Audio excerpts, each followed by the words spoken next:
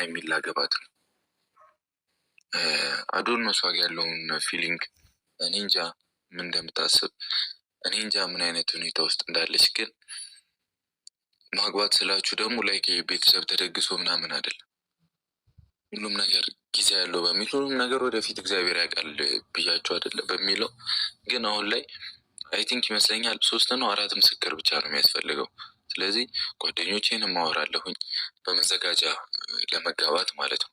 ተፈራርመን ባለትዳር ናችሁ እንዲባል ከዛ ማንም ህይወት ላይ ይገባል ብዬ አላስብም።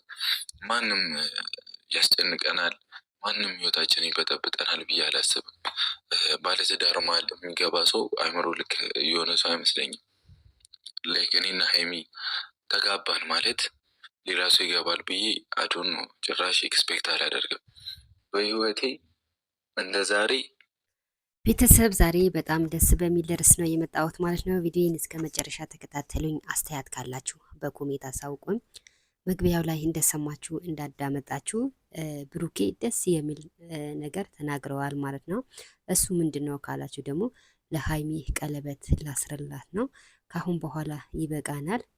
ብዙ ነገር አይተናል። ብዙ ፈተናዎችን አሳልፈናል። ካሁን በኋላ ቀለበት አስረን አንድ ላይ መሆን እፈልጋለሁ በማለት መልስ ሰጥተዋል ማለት ነው። በጣም ደስ ይላል። ያርግላቸው በሏቸው ማለት ነው።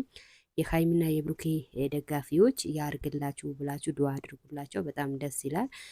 እንግዲህ ያው ብሩኬ መቼም አይዋሽም፣ እውነት ነገር ነው የሚናገረው ማለት ነው። ካሁን በኋላ ማልቀስ ማለቃቀስ የለም ቀረ ማለት ነው። ካሁን በኋላ ማንኛውም ሰው በህይወታቸው መግባት አይችልም።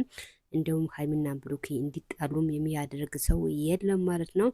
እና ዛሬ በጣም ደስ በሚል ርዕስ ነው የመጣሁት ማለት ነው።